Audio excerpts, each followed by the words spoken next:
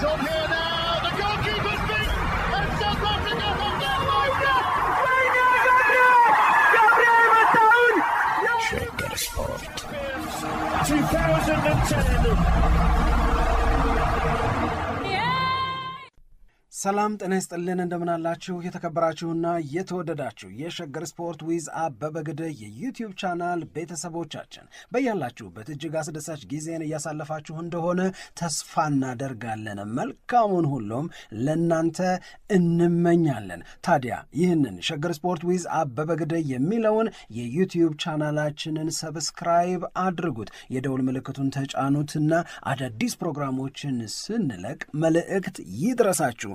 ላይክ በማድረግ እንዲሁም ደግሞ ሊንኩን ለሌሎች በማጋራት በተከታዮች ቁጥር እንድንበዛ የምንሰራቸው ፕሮግራሞችም ብዙ ሰዎች ጋር እንዲደርስ የምታደርጉትን ጥረት አጠናክራችሁ ቀጥሉ እንላለን። እስካሁን ላደረጋችሁልን ድጋፍ፣ እገዛ እና እኛን ለማንቃት ለሄዳችሁት ርቀት በሙሉ ምስጋናችን ትልቅ ነው። በጣም እጅግ በጣም አድርገን እናመሰግናለን። የዝውውር ጉዳይን በተመለከተ ምን አዳዲስ ነገሮች አሉ፣ ምን ሰምተናል የሚለውን በተለይ ትኩረት የወሰዱትን የተወሰኑ መረጃዎች ለማንሳት እንሞክራለን። አንደኛው በቸልሲ በኩል የተሰማው ዜና ነው። የኤንዞ ፈርናንዴዝን በተመለከተ ለማንቸስተር ሲቲም ሌላ ይህንን ተጫዋች ማስፈረም ለሚፈልጉ ክለቦችም ግልጽ የሆነ መረጃ አውጥቷል። በክለቡ በኩል ኤንዞ ፈርናንዴዝን ማስፈረም የሚፈልግ ማንኛውም ክለብ 120 ሚሊዮን ፓውንድ ማቅረብ አለበት ወይንም መክፈል አለበት እና ደግሞ እስከ አርብ ድረስ ነው። የቀነ ገደብም አለው። እንደገናም ደግሞ ገንዘቡን በጣም ከፍተኛ ነው። ኤንዞ ፈርናንዴዝ ያኔ ሲገዛ 107 እንደዚህ ሚሊዮን አካባቢ ነበር የተገዛው እና በቃ ይህንን ተጫዋች ማስፈረም የሚፈልግ ሰው እዚህ ድረስ ነው ዋጋ መክፈል ያለበት የሚል ግልጽ የሆነ መረጃ ማውጣቱን የተለያዩ መገናኛ ብዙሃኖች ሲዘግቡ ነበር። በተለይ ማንቸስተር ሲቲና ኤንዞ ማሬስካ ይህንን ተጫዋች ለማስፈረም ያላቸው ፍላጎት በጣም ከፍ ያለ እንደሆነ እየታወቀ መጥቷል። አንዴ ነው። ሁለተኛ ራሱ ኤንዞ ፈርናንዴዝ ባለፈው የውድድር ዓመት መጠናቀቂያ አካባቢ ላይ በስፔን መኖር እፈልጋለሁ ብሎ አስተያየቱን ሰጥቶ ነበር። እንደውም ትልቁ ከቸልሲ ጋር ይለያያል ተብሎ አስተያየት የተሰጠበት ዋነኛው ምክንያት ይሄን የነበረው እና ያኔ የነበሩት አሰልጣኙ ሮዛኒየር እስከሚቀጡት ጭምር ነው የነበረው ይሄኛው አስተያየት። ለቸልሲ እየተጫወትክ እንዴት እንደዚህ ትላለ ተብሎ በጣም ትልቅ ጉዳይ ሆኖ በክለብ ውስጥ ሲነሳ እንደነበር አስታውሳለሁ። ለማንኛውም ግን በቸልሲ በኩል ይሄ መረጃ ወጥቷል እና እንግዲህ ማንቸስተር ሲቲ ኤንዞ ፈርናንዴዝን ለማስፈረም ይህንን ያክል ገንዘብ ያወጣል፣ ሌሎችስ ክለቦች ይህንን ያክል ገንዘብ ያወጣሉ ወይ የሚታወቅ ነገር የለም። ግን ቸልሲ ከዴድላይን ጋራ ዋጋ ቆርጦ አስቀምጦ እሱን ስንመለከት ነበረ። ይሄ አንደኛው ነው። ሌላ ትላንትና የሉዊስ ስኬሊ ጉዳይ እንደገና ትኩረት ስቧል። ትላንት አርሰናልና ኮሞ ባደረጉት የወዳጅነት ጨዋታ ጎል አስቆጥሯል። ሉዊስ ስኬሊ ጎል ካስቆጠረ በኋላ የአርሰናል ደጋፊዎችን አመሰግናለሁ የሚል የሆነ የስንበት የሚመስል እና እወዳቸዋለሁ የሚል በጣቱ የልብ ቅርጽ ሰርቶ ሰለብሬት ሲያደርግ ነበር። አዎ እየሄደ ነው እንደሚያስብል ነገር ነበረ። ከዛ በኋላ አርቴታም ተጠይቆ ነበረ። በጣም በጣም ምንፈልገውና ጎበዝ ተጫዋች ነው እና በዚህ በወዳጅነት ጨዋታ ላይ እያሳየ ለሚገኘው ብቃቱ በጣም ነው የምናመሰግነው። ጥሩ ሁኔታ ላይ ነው ያለው። ይሄ ግን ስለሚነሱት ሩመሮች ግን ምንም ቦታ ሰጥቼ አስተያየት መስጠት አልፈልግም ብሎ ተናግሯል። እና ሌላ አንድ የጨመረው ነገር በሌላ መንገድ ግን የሚያመላክተኝ እንደነዚህ አይነት ሩመሮች ወይንም እንደነዚህ አይነት የዝውውር ጉዳዮች የሚነሱት ተጫዋቾቻችን ምን ያክል ጠንካራና ተፈላጊ መሆናቸውን ያሳየኛል ብሎ አስተያየቱን የሰጠበት ነው። ግን አሁንም በዝውውሩ ጉዳይ ላይ አርሰናልን በተመለከተ በዝውውሩ ጉዳይ ላይ ቀጣይ አርሰናልን የሚቀላቀሉ ተጫዋቾች እንደሚኖሩ በዝውውር መስኮቱ ላይ በጣም ከፍ ያለ ተሳትፎ እንደሚያደርግ አስተያየቱንም አብሮ ሰጥቷል እና ማን ነው የሚፈርመው ለአርሰናል የሚለውንም በድጋሚ ብዙ ጥያቄ እንዲነሳ ያደረገበት ነው። ግን በቀሪዎቹ ቀናት ተጫዋች ማስፈረማችን አይቀርም የሚል አስተያየት የተሰጠበት ነው ተብሏል። እሱን እንግዲህ ያው እንጠብቃለን። ከዚሁ ከዝውውሩ ጋር ተያይዞ ግን አሁንም በድጋሚ በከፍተኛ ደረጃ የኮንሳና የአርሰናል ጉዳይ ተያይዞ መነሳት መቀጠሉንም መጥቀስ ይገባል ብዬ ነው ማስበው። አው የአርሰናል የብቃይ አንድ ጥያቄ ልጠይቅሽ መጀመሪያ የሉዊስ ስኬሊ የትላንትና ጀስቸር ሊሄድ ነው እንዴ የሚለውን ስሜት አጠናከረብሽ? አይ አላጠናከረብኝም፣ ግን ዝም ብዬ ደግሞ ላልፈውም አልቻልኩ። ያንን የምልበት ዋነኛው ምክንያት ፊቱ ላይ ይታይ የነበረው ነገር አመሰግናለሁ ሲል ያንን ጀስተር ሲያሳይ እንደገና በእጁም ወዳቸዋለሁ የሚለውን የልብ ቅርጽ መልእክት ሰርቶ ሲያስተላልፍ ይሄ ፊቱ ላይ የምታየው ነገር ትንሽ እየሄደ ያለ ሰው የሆነ ነገር እንዲሰማኝ አድርጓል። ሙሉ በሙሉ ዜናውን ለማመን እቸገራለሁ፣ አልችልም፣ ግን ያንን ስሜት ፈጥሮብኛል። ምንድን ነው የሚል የሆነ ትንሽ ጥያቄ ነገር ፈጥሮብኛል። ደግሞ አጋጣሚ ያገርምሽም ጎል ማግባቱ ይህንን ስሜቱ እንዲገልጽ በነገራችን ላይ ከዛ በኋላ ፈርዲናንድ አስተያየት ሲሰጥ ነበር። እኔ ማንቸስተር ዩናይትድን ብሆን በፍጹም ማላልፈው እድል ነው ብሏል። ሉዊስ ስኬሊን የማስፈራ በእውነት የዚህ ሀገር ሳይሆን የአንቺ ችግር ፈርዲናንድ እስኪል ለምን ትጠብቂያለሽ? አይደል? እኛማ ብለናል። እኔ ከዚህ በፊት እኛማ ብለናል ብለህ ነበር ምናምን እንድለው ብለናል እኮ። አሁን እኛ ያለውን አድማጮች ያስታውሳሉ። በጣም ምን አልኩ? አንደኛ ለማንቸስተር ዩናይትድ በጣም የሚጠቅም ተጫዋች ነው። 2 ቦታ ላይ አገልግሎት መስጠት ይችላል። እንዴ በደንብ ነው አረሰው። ግን የሚገርመው ነገር ተመሳሳይ ነገር ነው ፈርዲናንድ የተናገረ። ለምን 7 አይሆንም ማለት በቃ የሚወጣው ወጪ ወጥቶ እዚህ መፈረም የሚቻልበት እድል ካለ እኔ ማንቸስተር ዩናይትድን በሆን እዚህ ላይ ነው ዋጋ የምከፍለው ብሎ አስተያየት ሰጥቶ አይቻለሁ። ግን አንተ ያልከውን ረስቼ አይደለም ያው ለመጨመር ያክል ነገር ፈረንጅ ስለሆነ ምንም እኮ ማውራት አልተቻለም። ምን አይነት ነገር ነው? ቀጥልሽ። ምንም እኔም ብዬ ነበር የሚያስብል ነገር እስከማገኝ አይ ለጨዋታ ነው። ግን እውነት ነው የምልሽ የሉዊስ ስኬሊ ሰነፍ ሆኖ አይደለም ከአርሰናልም የሚወጣ ከሆነ የሚወጣው። እኔ ደግሞ ውችን ነው ሁሌም እንዲሰመርባት የምፈልገው። ሰነፍ ስለሆነ በማቃት ፎርም ድሮፕ ስላደረገ አይደለም። ታስታውሱ ከሆነ አላቅም ሉዊስ ስኬሊ 2024-25 ላይ ሬጉላርሊ ለአርሰናል ይጫወት ነበረ እና ሲጫወት በጣም የሚገርም አገልግሎት እየሰጠ የሆነ የልጅነት ስህተት ተሳሳተ።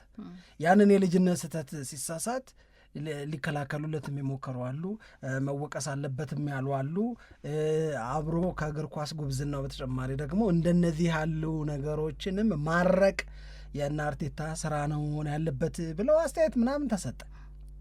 ከዛ 2025-26 ሲመጣ አብዛኛው የአርሰናል ደጋፊም የእግር ኳስ ተንታኝ የሚባሉት ሲሉ የነበረው ስኬሊ ያለ ነው ግራው ላይ፣ ምክንያቱም አስተማማኝ ነበር የሚሰጠው አገልግሎት የነበረው። ከዛ በኋላ ሲጀመር ካላፊዮሪ ሆነ። ማን በውሰት እስኪገባ ድረስ ሂንካፔ እስኪገባ ድረስ። ከዛ ካላፊዮሪ ሲሆን ስኬሊን ማየት አቆመ። ውድድሩ ከመጀመሩና እድሎችን በሙሉ ጠራርጎ ካላፊዮሪ መውሰድ ከመጀመሩ በፊት ስኬሊ ያንን ቦታ ዶሚኔት እንደሚያደርገው ነበረ የብዙዎቻችን ግምት።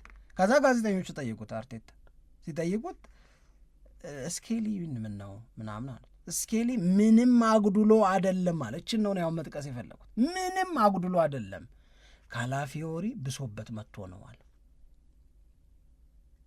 አንዳንዴ አውት ክላስ ትደረጊያለሽ፣ በጣም ጎበዝም ሆነሽ አውት ክላስ የሚያደርግሽ ተጫዋች ይመጣብሻል።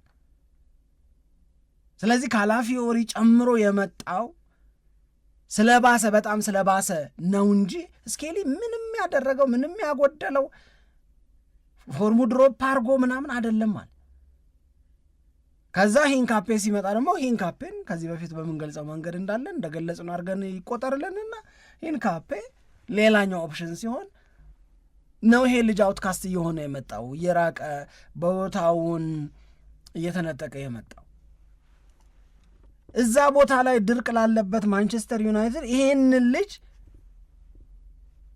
ማለፍ አትችም፣ ማለፍም አይገባሽም። ምክንያቱም ቅድም እንዳልነው ስለሰነፈ ስላቃተው አይደለም። ሉዊስ ስኬሊ የባሱ ስለመጡ ነው፣ ተርፎበት ነው። ዩናይትድ ደግሞ ሉክሻው የሆነ ነገር ከሆነ ናቹራል ሌፍት ባክ የለውም። ከሉክሻው ጋር ኮምፒት ማድረግ ይችላል። የሀገራቸው ሰው ነው፣ እንደዛ ስለሚወዱ ነው ይሄንን የምጠቅሰው ነው። ስለዚህ ከሉክሻው ጋር ኮምፒት የሚያደርግ እዛ ቦታ ላይ ሉክሻው ቢጎዳ አለኝ የምትዩ እዛ ቦታ ላይ ያለውና ረጅም ጊዜ ያገለገለው ሉክሻው ወደ ሌላ ክለብ ልሸኘው ብትይ እዛ ቦታ ላይ አስተማማኝ ምትክ ሊሆንልሽ የሚችለው ሉዊስ ስኬሊ ነው። ይሄ አንድ መረጃ ነው ስለማን? ስለ ሉዊስ ስኬሊ። ሁለተኛው እና ቬሪ ኢምፖርታንት ምለው መረጃ የሉዊስ ስኬሊ ያለፈው የ2025/26 የውድድር ዓመት መጨረሻ ላይ አሴ ሚድፊልደር በተሰጠው ሮል ማንም ከጠበቀው በላይ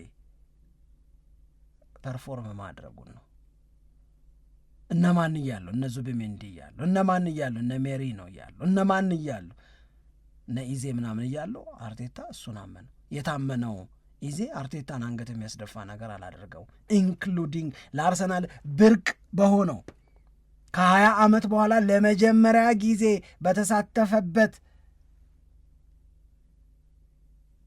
የቻምፒዮንስ ሊግ የፍጻሜ ጨዋታ ላይ ለመሃል ሜዳ ልምድ አልባ የሆነውን ስኬሊ ነው ለመጀመሪያ ተሰላፊ ያደረገው። በዚህ ደረጃ የአሰልጣኙን እምነት ማግኘት የሚያስችል ፐርፎርማንስ አድርገዋል። አሁን አርሰናል ጊዩሚያሬሽን አስፈርመዋል። አርሰናል አሁንም እዚህ ቦታ ላይ ልክ እንደ ፉል ባኩ ሁሉ ትርፍ ነው፣ ኳሊቲ ጨምሯል። ማንን? ጊዩሚያሬሽን አምጥቷል። ስለዚህ ስኬሊ ዙቢሜንዲንም ዴክላን ራይስንም ጊዩሚያሬሽንም ኢዜንም ኦዲጋርድንም ምናምንንም ሜሪኖንም ምን ያደርጋቸዋል? ስለተረፈበት ነው። ልጁ አቅሙ ስለቀነሰ አቅሙ ስለቀዘቀዘ አይደለም። ዩናይትድ ስቲ ዩናይትድ 2 የመሃል ሜዳ ተጫዋቾችን አስፈርመዋል፣ 3ኛ ለማስፈረም ያስባል። ማንቸስተር ዩናይትድ የሉክሻውንም ምትክ ማንቸስተር ዩናይትድ ሚድፊልደርም ለማስፈረም ከሆነ የሚያስበው በጣም ዝቅ ባለ ዋጋ ሁለቱም ቦታዎች ላይ አንዳንድ ተጫዋች ያምጣ ብትባይ እውነት ከ50 እና 60 ሚሊዮን በታች ያገኛል። ሁለቱ ቦታዎች ላይ አንድ ፉልባክ ለሉክሻው፣ አንድ ደግሞ 3ኛ ሚድፊልደር ላስፈርም ቢል እነዚህን ሁለቱንም ሊሰጥሽ የሚችል ሰው እኮ ነው ስኬሊ። ሁለቱም ላይ ማንቸስተር ዩናይትድ ሰው ይፈልጋል። 2 በ1 ድሮ አንድ ደብተር ነበረ 3-in-1 ነው ምናምን የሚባል ሂስትሪ በአንድ በኩል ጂኦግራፊ በአንድ በኩል የምንማርበት አልደረስሽም? በሱ መሀል ላይ መክፈያ አለው 5 በ1ም ነበረ ላይ በ5 በ1 እንደ 5 ባለ 50 ሉክ ደብተር ከምንይዝ ተብሎ ሁሉም በአንድ በትልቁ ተጠርዞ መጥቶ ነበር። ፋሽን ሲናር ላይ ነው የሚባል በሲናር ላይ ነው የማስታወሰው። አተሰር እንደዛ ማለት ነው። ይሄ 2-in-1 ነው። በቃ ሁለቱም ባንዴ ጠቅለለሽ ቁጭ ፉልባክም ነው እንደገና ሚድፊልደርም ነው። ሁለቱም ላይ በደንብ መጫወት ይችላል። ዴክላን ራይስ በይኩ በሌላ አነጋገር እኮ በዴክላን ራይስ ሌቭል አይደለም ግን እንደ ዴክላን ራይስ ማለት ዴክላን ራይስ ለአርሰናልም ለእንግሊዝ ብሔራዊ ቡድንም ራይት ባክ ላይ ተጫወተ ግን ሬጉላርሊ ሚድፊልደር ላይ ይጫወታል። ራይት ባኩ ድንገት ሲሳሳብሽ ሚድፊልደሩ ላይ አማራጭ አለኝ፣ ኦኬ ሚድፊልደሩን እዚህ ጋር ላርገውና ዴክላን ራይስን ሺፍት ላርግና እንደ ራይት ባክ ልጠቀምበት ብለው እኮ ሲጠቀሙበት አየን። ማን? ቶማስ ቱዋል፣ ማን? ራሱ አርቴታ። ያንን አይነት ሰው ነው እያገኘሽ ያለሽው። ወደ ዴክላን ራይስ ሌቭል ይደርሳል አይደርስም፣ እሱ ሌላ ነገር ነው። ግን በሚድፊልደርነትም ጥሩ ነው፣ በፉልባክነትም ጥሩ ነው። አሁን ሉዊስ ሃል ጥሩ ተጫዋች ነው። ሉዊስ ሃል አልገዛም እንዴ? ለዚህ ከሆነማ እሱን ላነሳ ነበር። በአጋጣሚ ደግሞ እንዴት ነው? እውነቴን ነው። ዋው ማንቸስተር ዩናይትድ ይህን ያክል 60 ሚሊዮን ካወጣው ሉዊስ ሃልን አልገዛም ወይ የሚል ሀሳብ አለው ተብሎ ሲገለጽ ነበር በመገናኛ ብዙሃኖች ላይ፣ ወይም ምርጫው እንደዛ ነው ተብሎ። ስለዚህ ዩናይትድ ሉዊስ ሃልን ከሚያስፈርም ይልቅ 60 ሚሊዮን ወይንም ደግሞ እንደተባለው 70 ሚሊዮን ከፍሎ ስኬሊን ቢያስፈርም የበለጠ ያዋጣዋል ማለት ነው አይደለ? ባንተ አስተያየት ነው አይደል? ከሉዊስ ሃል የተሻለ አገልግሎት ማግኘት ይችላል ከሉዊስ ስኬሊ። ይኸውልሽ በፉልባክ ብቻ ካነጻጸርሻቸው ንጽጽር አንድ ውጤት ሊወጣው ይችላል። አሴ ፉልባክ ሌፍት ባክ ላይ ሉዊስ ሃል፣ ሌፍት ባክ ላይ ስኬሊ ብለሽ በአሴ ሌፍት ባክ ያላቸውን ኳሊቲ እዛ ቦታ ላይ የሚጫወቱ ተጫዋቾች በሚለኩበት ሜትሪክስ መለኪያ ልለካው ምናምን ስትይ ውጤት የተለያየ ሊሆንልሽ ይችላል። ሃል ሊሻል ይችላል፣ ግን ሃል ሚድፊልደር አይደለም። ይሄኛውን ሁለተኛዋን የጥረት እንኳን ቢያጋጥምሽ የምትለውን ባካፕ ነገር ግን አይሰጥሽም። እኔ ደግሞ ለእሱ ዋጋ እሰጣለሁ። ምክንያቱም ሁለቱም ላይ ጥረት አለበታ ዩናይትድ፣ ሁለቱም ላይ እዛም ጋር ጥረት አለ፣ እዚህም ጋር ጥረት አለ። እዚህም ጋር ሰው ትፈልጊያለሽ፣ እዚህም ጋር ሰው ትፈልጊያለሽ። አንዱን ገዝተሽ ሁለቱም ላይ ሊያገለግልሽ የሚችልን ሰው ማግኘት አይሻልሽም ወይ? ጥያቄ ነው።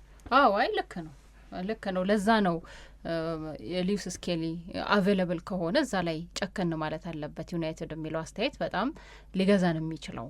ለማንኛውም ግን ይሄ ሁኔታ ትላንት ከተፈጠሩት ነገሮች መካከል በጣም ትልቁን ትኩረት የወሰደ ነው። ሌላው የማርቲኔሊን ጉዳይ ሲነሳ ነበር እዚሁ አርሰናል ላይ። ጋላታሳራይ ማርቲኔሊን ለማስፈረም ትልቅ ፍላጎት አሳይቷል፣ ዋጋም አቅርቧል የሚሉ መረጃዎች ነው ሲወጡ የነበረው። ወደ 38 ሚሊዮን ፓውንድ አካባቢ ጋላታሳራይ አቅርቧል ለአርሰናል ተብሏል። ከዚህ በፊት በተደጋጋሚ እንደምንሰማው አርሰናል ማርቲኔሊን እሸጣለሁ ግን የምሸጠው 50 ሚሊዮን ከሆነ ነው የሚል አስተያየትና ሀሳብ አለው ተብሎ ነው የሚገለጸው። ግን አሁን በተጫዋቹ ውሳኔ ላይ የተንጠለጠለ ነው። አርሰናልስ ተጨማሪ ተጫዋች እዛ ቦታ ላይ ሳያስፈርም ማርቲኔሊን ይለቃል ወይ? አንድ የሚነሳ ነገር ነው። ሁለተኛው ደግሞ የማርቲኔሊ ፍላጎት በአውሮፓ ደረጃ ላይ ካሉ ትልልቅ ሊጎች ውስጥ ቀጥሎ መጫወት ነው ከአርሰናል የሚለቅ ከሆነ። ስለዚህ ለሌሎቹ የአውሮፓ ክለቦች የተሻለ ቦታ ይሰጣል የሚሉ መረጃዎች ወጥተዋል። ከዚህ አንጻር ደግሞ ሮማ የተለየ ኢንትረስት አሳይቷል ለማርቲኔሊ የሚሉ መረጃዎችን አይተናል። ስለዚህ የማርቲኔሊ ጉዳይ እንግዲህ ምናልባት ከሚጠበቁት ዝውውሮች መካከል በአርሰናል ቤት በቀጣይ የምናያቸው ነው የሚሆነው። እስካሁን ማርቲኔሊ ከ18 ዓመቱ ጀምሮ ነው ለአርሰናል አገልግሎት መስጠት የጀመረውና ወደ 278 ጨዋታዎችን ያደረገ ተጫዋች ነው። አጠቃላይ ደግሞ 62 ጎሎችን አስቆጥሯል። ነገር ግን ከጊዜ ወደ ጊዜ የቀዳሚ ተሰላፊነት ቦታን እያጣ መምጣቱ አንድ፣ ሁለትም ደግሞ በዛ ቦታ ላይ ትልቁን እድገት ማሳየት ስላልቻለ በአርሰናል ቤት ያለው መተማመን በጣም ዝቅ እያለ እንደመጣ የተመለከትን ይመስለኛል። ስለዚህ በቀጣይ የጉሜሬሽ ዴቢዩስ የሱም የመጀመሪያ ጨዋታውን አድርጓል። ትላንትና እንዳየነው ወደ ሜዳ ሲገባ የነበሩት ክስተቶችና በተጫዋቾችም በኩል የነበረው አቀባበል በጣም ጥሩ እንደነበረ የተመለከትንበት ነው።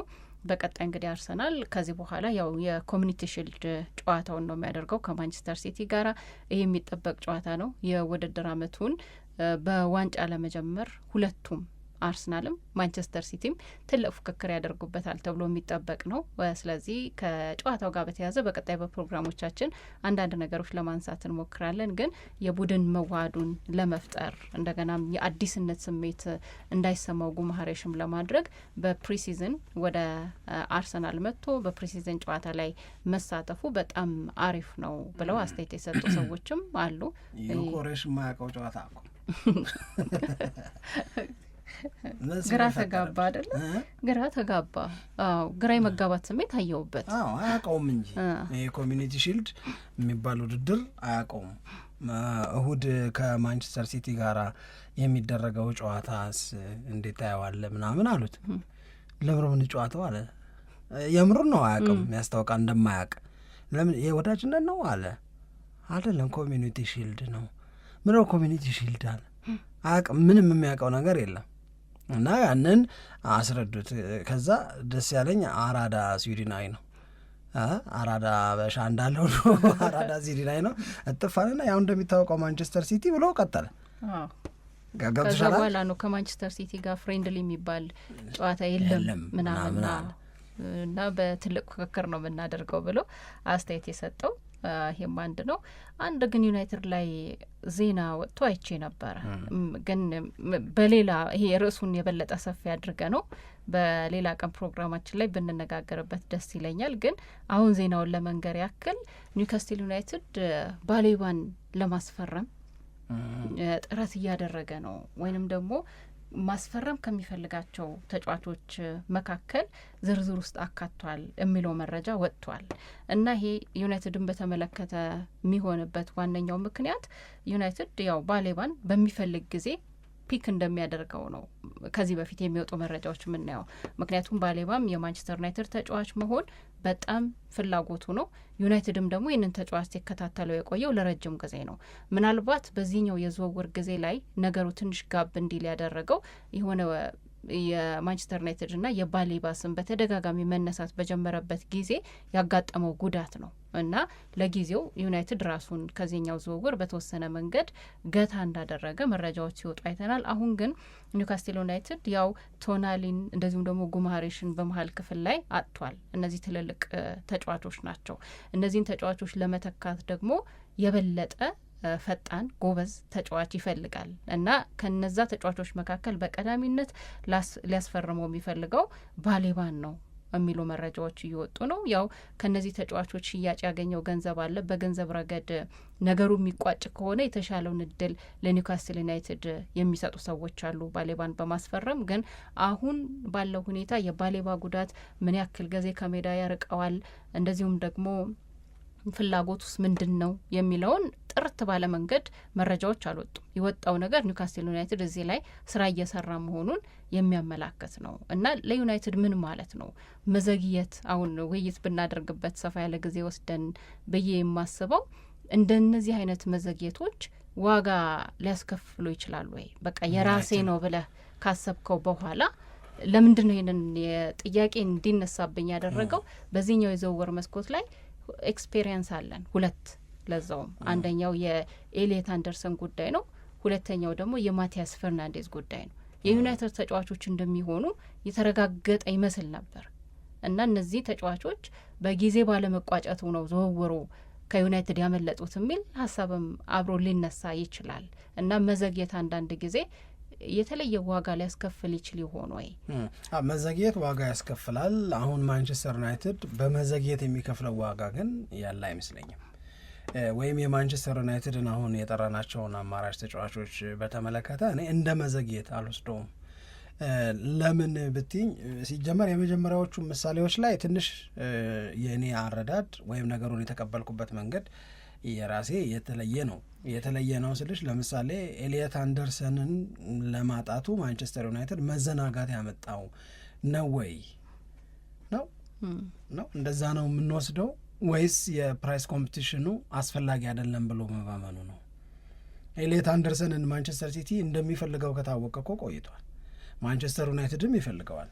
ማንቸስተር ዩናይትድም ማንቸስተር ሲቲ አፕሮች ሲያደርጉ እና ለተጫዋቹ ዝውውር ገንዘብ ማቅረብ ሲጀምሩ የማንቸስተር ሲቲ ውሳኔ እና አካሄድ 116 ማንቸስተር ዩናይትድም ቢያቀርብ ሲቲ 116 አቀረብ አይደለ? ልክ የሲቲን ተከትሎ እኔም 116 ከፍላለሁ ቢል 120 እያለ ይቀጥላል ማንቸስተር ሲቲ። ይሄንን እርግጠኛ ስንሆን ዌር አውት ብለን ወጣን። ምክንያቱም ለየትኛውም ተጫዋች ቢዲንግ ዋር ውስጥ አንገባም፣ ጨረታ ውስጥ የገንዘብ ፉክክር ውስጥ አንገባም ብለው በማረጋገጫነት የተናገሩት ነገር አለ፣ ያስቀመጡት ነገር አለ። ኦኬ፣ ስለዚህ ያ ነው እንጂ የመዘናጋት ውጤት ነው ኤሊየት አንደርሰንን ያሳጣው ብያላም። የማቲያስ ፈርናንዴዝ ላይ በተወሰነ ደረጃ መዘናጋት ማን ዩናይትድን ኮስት አድርጎታል፣ ዋጋ አስከፍሎታል የሚለውን በተወሰነ ደረጃ እቀበለዋለሁ። ለምንድን ነው የምቀበለው? ቶተንሃም ሆትስፐርስ ወደዚህ ተጫዋች ፊቱን ማዞሩ፣ ትኩረቱን ማቲያስ ፈርናንዴዝ ላይ ማድረግ ከመጀመሩ በፊት ዩናይትድ እርግጠኛ ሆኖ ነበረ ይህንን ተጫዋች እንደሚያገኝ። ልጁም ማንቸስተር ዩናይትድን ብቻ እያለ እንደነበረ እርግጠኛ ነው። ያኔ ቢጨርሳት ኖሮ ቶተንሃም እዛ ተጫዋች ላይ ኢንተረስት የሚያሳድርበት እድልም አይፈጠርም። ይሄኛው በተወሰነ ደረጃ በዚህ ምክንያትና በዚህ ሰበብ ወደዛ ልወስደው እችላለሁ። አሁንስ ያልሽኝ እንደሆነ ማን አማራጮች አሉት ማንቸስተር ዩናይትድ? 1 ማኑ ኮኔ፣ 2 ካርሎስ ባሌባ፣ 3 አሌክስ ስኮት፣ 4 እያልሽ የምትዘረዝሪያቸው አማራጮች አሉት። እነዚህ አማራጮች ላይ ዩናይትድ አንዱ ላይ ማረፍ፣ አንዱን የራሱ ማድረግ ይችላል። አሁንም ለምንድን ነው ታዲያ የሚዘናጋው ካልሽ፣ የሚያዘናጋ ሳይሆን የሚያረጋጋ ምክንያት ነው እኔ ደግሞ የሚታየኝ። የማንቸስተር ዩናይትድ እኩያ የምታያቸው ክለቦች በሙሉ ሚድፊልደር እየፈለጉ አይደለም። አሁን ዳን በቃ ጨረሱ። አርሰናል ከዚህ በኋላ ሌላ ሚድፊልደር ይገዛል? ይገዛል? ቶተናም ይገዛል? አይገዛም። ሲቲ ይገዛል? አይገዛም። ከገዛም እነዚህን አይገዛም።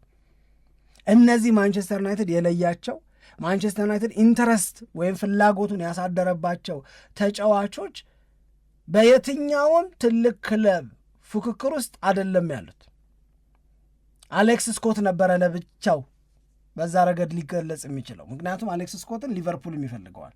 አሌክስ ስኮትን አርሰናልም ተብሎ ነበር። አሌክስ ስኮትን ሌሎችም ቼልሲም ተብሎ ነበረ። ልጁም ከበርንመዝ ጋር ውሌን አላራዝምም አለ። ስለዚህ ይሄ ርብርብ የለም አሁን።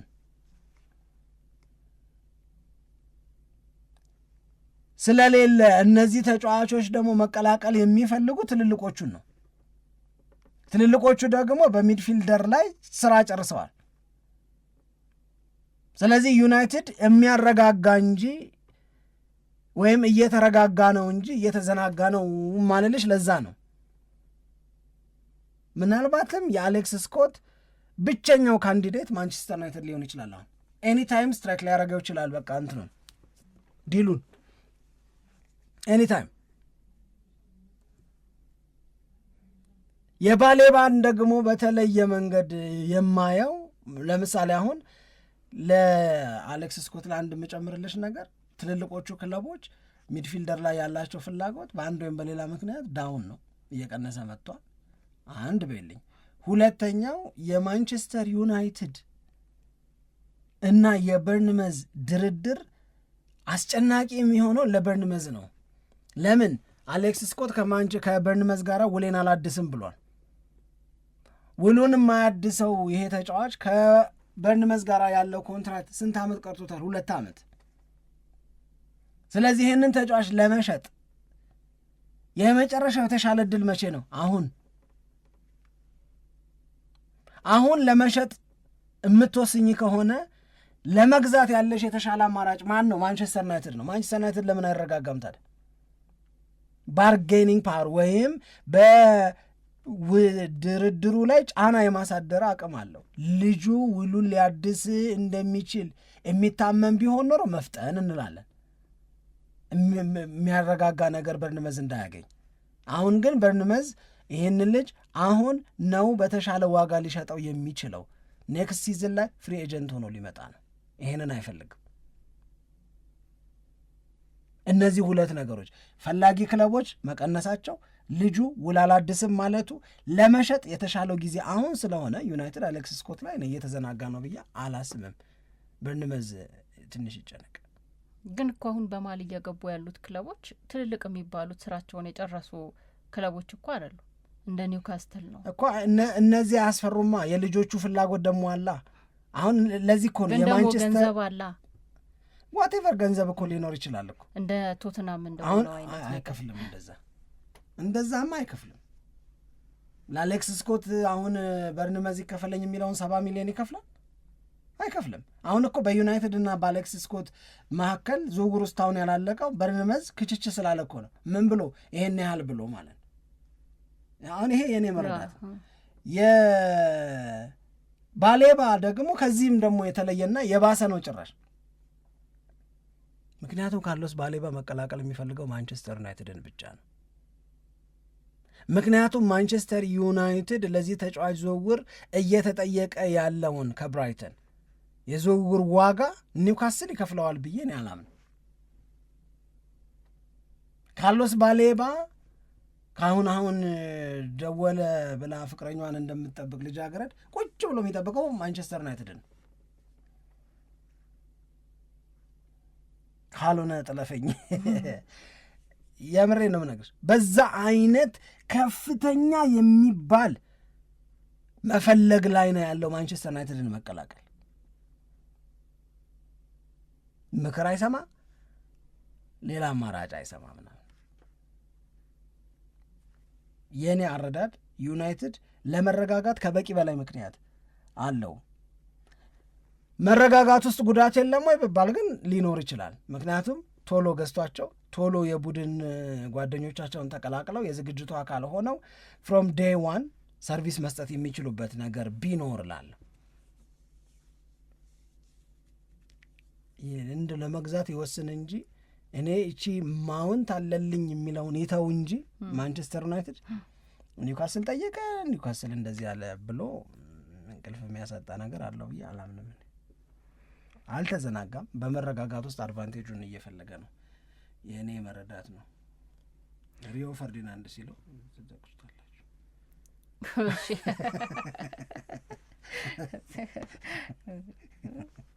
እሺ ለማንኛውም ከባድ ነው ግን አንቺ መከፋት እንዲህ እንደዚህ ስሜት እንደነቀው አላወኩም ነበር። እሺ ግን የማንቸስተር ዩናይትድን እንደዚሁም ደግሞ አርሰናልን በተመለከተ የተሰሙት አዳዲስ የዝውውር ጉዳዮች እንደዚሁም ደግሞ ክለቦቹን በተመለከተ የታዩት አዳዲስ ነገሮች ምንድናቸው የሚለውን ለማንሳት ሞክረናል። በጣም እናመሰግናለን። አድማጮቻችን አብራችሁን ቆይታችሁ ፕሮግራማችንን ስላደመጣችሁ በያላችሁበት ጥሩ ቀን መልካም ሐሙስ ይሆንላችሁ። ኢትዮጵያ ለዘላለም ትኖር።